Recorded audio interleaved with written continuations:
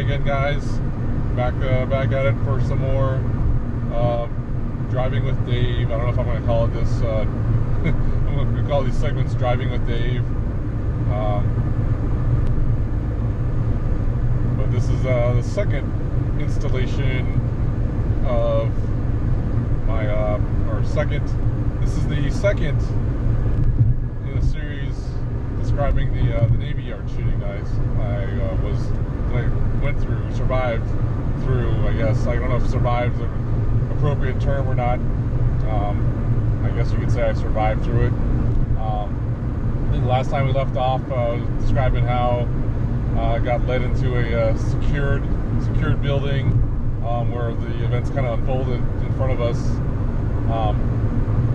No one was allowed in or out of this building. I can't remember what building it was or what it was normally used for, but it was a fairly large conference room that we're in. I think there was probably about 50 or 60 of us in this conference room, and they had the projector set up that was playing, the standard cable news channels.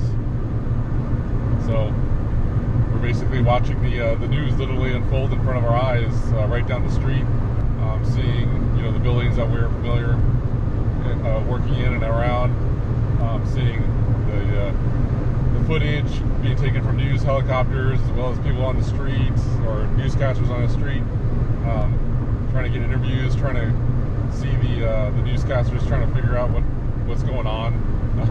So there was not much sense in asking us in that room what was going on, because we had no idea. We kept seeing the death toll kind of rise and rise and rise as the morning progressed. I think around like 11, 12 o'clock is when we finally realized that things were kind of settled, and that they subdued the shooter, subdued him or killed him. At that point, we were kind of relieved a little bit, just knowing that, okay, no more numbers will be added on to the death toll. I think, like I said, I had to look at the Wikipedia article or the news articles again. I think it was 12 people, including the shooter, maybe 13 people, including the shooter, that were killed that day. I didn't know any of them. They obviously weren't announcing any of the names at that point. The announcements would come out, a couple days later once they got notified next of kin and stuff. But so no one really knew who was killed and who was injured, who was unaccounted for, and who was safe. So that still kind of lingered in the air. But the mere fact that they confirmed that it was a single shooter and that he had been shot by the authorities was comforting to us, knowing that no one else was going to be hurt. So now it was just a matter of waiting. And I think from that point on, we were just basically stuck in that building. I'm not sure where everyone else was waiting. I think we had people in contact with other people from different other offices, and they were put up in other surrounding buildings around the Navy Yard. So I think at one point, we had people in 3 different buildings, at least for my office, and we just kind of sat there and watched the news over the next 6-7 hours. I think we finally left that secure building around 6:30, 7:30 at night.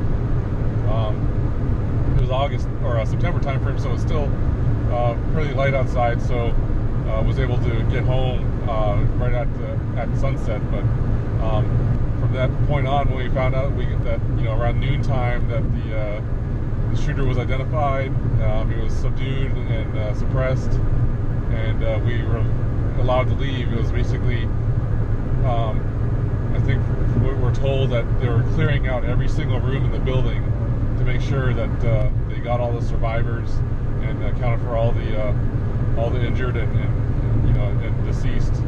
So pretty tough time just sitting there waiting.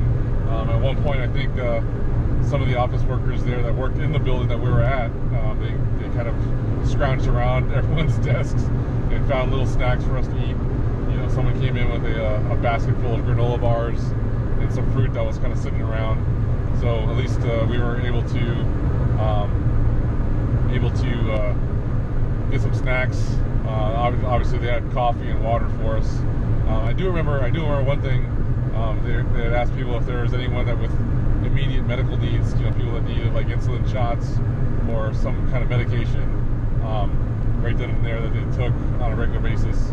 Because obviously, if you were taking medication, you probably left it there at your desk, not knowing that you'd ever have a need to evacuate the building at some point. So I think they did go around asking people if they needed any medication, or if anyone with special medical needs, they would take them out to take them to a hospital or something for a quick dose of their medicine. But yeah, pretty much sitting around for 6-7 hours, not knowing who was around and who was not around. I still had my phone turned off, and I turn it on every now and then to kind of check in with Chantel, and briefly check my Facebook feed, just kind of see what people were up to. But I definitely wanted to conserve my phone battery.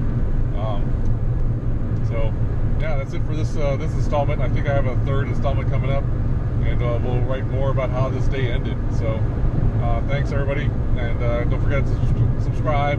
Don't forget to check out the blog, subscribe to that as well, and we'll see you later. Bye.